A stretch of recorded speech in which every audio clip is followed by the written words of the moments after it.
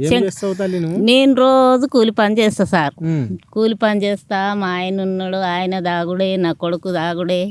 నేను చేస్తే మీకు ఇంట్లోకి వస్తాయి, లేకుంటే లేదు. మాత అర్ధ ఎకరా భూమి ఉన్నది. ఆ అర్ధ ఎకరా కూడా ఏడు పాడబడ్డది. ఎందుకు? ఇక ఆనకాలం సరిగా లేక పాడబడ్డది. ఇక పొద్దున్న దాకా ఇట్లా కష్టం చేస్తేనే పొద్దుమికి ఇంత ఏమన్నా నూనెనో ఉప్పో నూనెనో ఏదో తెచ్చుకొని తింటాం, కానీ బయట నుంచి ఏది కూడా రాకొచ్చారు. మీకు 6 గ్యారంటీలు ఇస్తాడు సీఎం రేవంత్ రెడ్డి. ఆ పథకాలు రాలే? ఏం పథకం వచ్చింది? గ్యాస్ ఒక్కటే వచ్చింది సార్.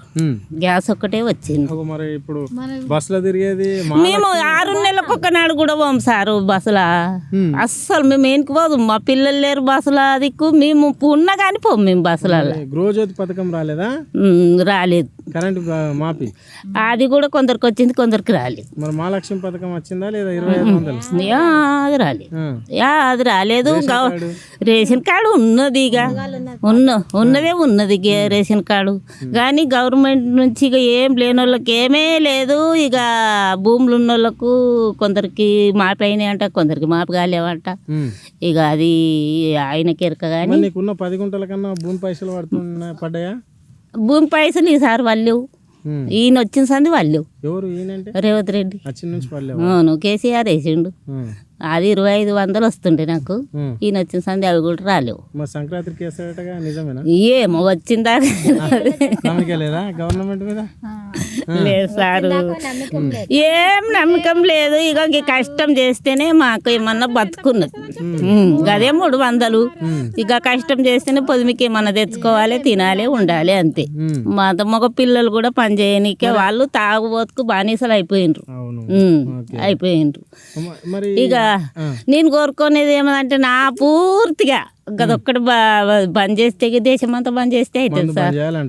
మరి నా బతుకు వాళ్ళు చేస్తేనే నా బతుకున్నది. మరి వాళ్ళు బంద్ చేయరు, వీళ్ళు బతకరు. నేను ఇది చేయగాను. కేసీఆర్ పాలన బాగుండేనా, ఇదే బాగుందా? కేసీఆర్ పాలన మంచిగా ఉండే సారు. కేసీఆర్ పాలన మంచిగా ఉండే. రేవంత్ రెడ్డికి అమ్మో, రేవంత్ రెడ్డి వచ్చిన సంది అన్ని అయినాయి. అరే మీరు ఇప్పుడు మీది బడంపేట అని ఊరికి 10-12 కిలోమీటర్ల దూరం. మరి ఇప్పుడు బస్కి వచ్చినావు కదా, మరి ఫ్రీగానే కదా? ఆటోకి వచ్చినాం సారు. పీరి బస్సే కదా? పీరి బస్సు అయినా మా ఊరికి బస్సే లేదు. 7 గంటలకు. అది ఈ పిల్లల గురించి వస్తుంది. ఇప్పుడు సండే కదా, ఇప్పుడు మొత్తమే బంద్. మొత్తమే బంద్. మహాలక్ష్మి పథకం మంచిగా ఉంది. ఏ మంచి గుట్టకొచ్చింది సార్. ఇక మీకే తెలుసు, కానీ మాకైతే ఇక పేద వేడుకలకు మంచిగానే లేదు. అతను ఒల్రుడికే సరిపోయింది, ఒల్రుడికే సరిపోయింది. ఇక మనం ఈనుడికే సరిపోయింది. ఏం మంచిగా లేదు. ఇక గ్యాస్ ఒక్కటే ఇది అయింది చూడు. గ్యాస్ ఒక్కటే అయింది సారు. మీ అసంటి దిటి ఉన్న వాళ్ళు రోజు పోతారు, రోజు వస్తారు బస్సులకు. మా అసంటి మేము 6 నెలలకు ఒకనాడు కూడా 6 నెలలకు. మాకేం మేలు ఉన్నదా బస్సు తోటి? అస్సలు మేలు లేదు. జరవాదకి ఎప్పుడన్నా పోదామంటే 40-80 రూపాయలు ఇస్తాం. జరవాదకు పోతాం, వస్తాం.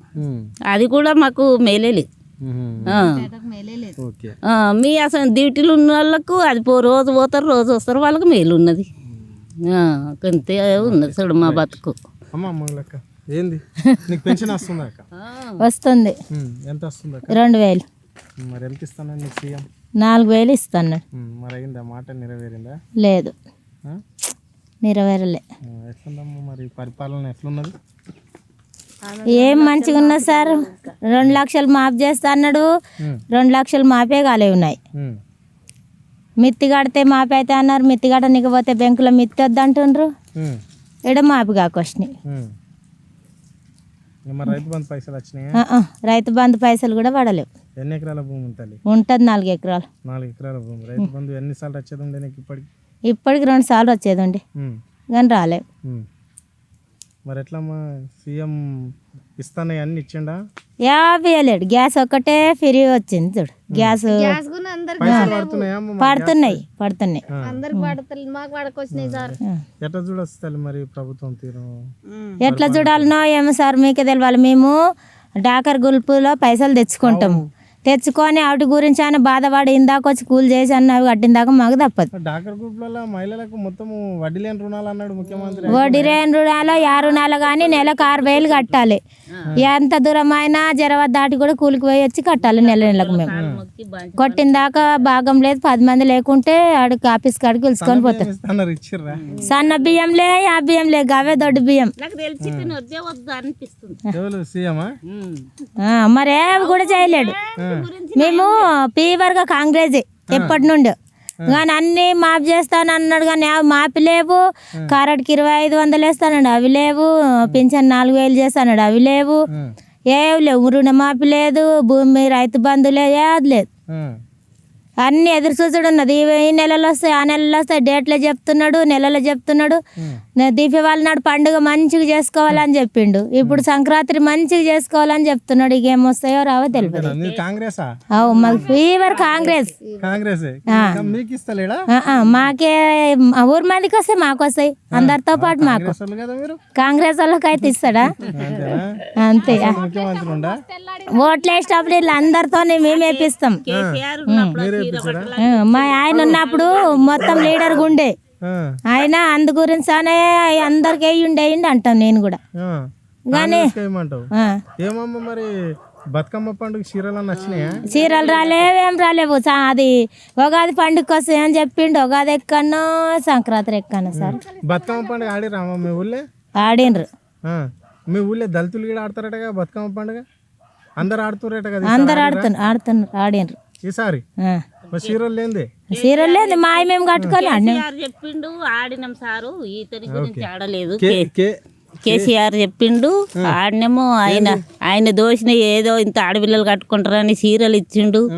కట్టుకున్నాము ఆడినాము. ఆయన ఎంతనో అతనున్నంత బతుకమ్మ ఈతను అది ఇలేనా ఇది ఇయ్యలేదు. ఆయన కానీ ఆడినాం. బతుకమ్మ పండుగ అప్పుడు మీకు సర్పంచులు మస్కురోళ్ళని ఇచ్చి పంపించేదట కదమ్మా ఇంటింటికి రండి రండి ఆడదాముండే? లేదు మా ఉద్దేశంతో మేము ఆడినాం. బతుకమ్మ కేసీఆర్ వచ్చిన సంది చీరలు ఇచ్చిండు కదా. ఇక అప్పటి సంది ఆడుతాను ఉన్నాం. అప్పటి సంది ఆడుతానున్నాం. కానీ ఊరికి ఒకటే దుకాణం ఉంచాలి కోటర దుకాణం. అది 35 ఏండ్లు 40 ఏండ్లు అయిన వయసు వాళ్ళకే ఈ అని చెప్పుండి. ఇక ఇతర లోపటోళ్ళకి ఇచ్చి చిన్న పిల్లలను పాడు చేస్తున్నారు సార్. మస్తు చనిపోతున్నారు. మస్తు బాధ. అవును మాకు అదే బాధ ఉన్నది సారు. కోటాలదే బాధ ఉన్నది. మా సంసారంకి ఏం లేకున్నా మనయ్ గిట్టిన కష్టం చేసుకొని బతికితే మనయ్. కానీ వాళ్ళు ఇచ్చేదే మొద్దు మాకు. కానీ అది చాలా ఇబ్బంది ఉన్నది.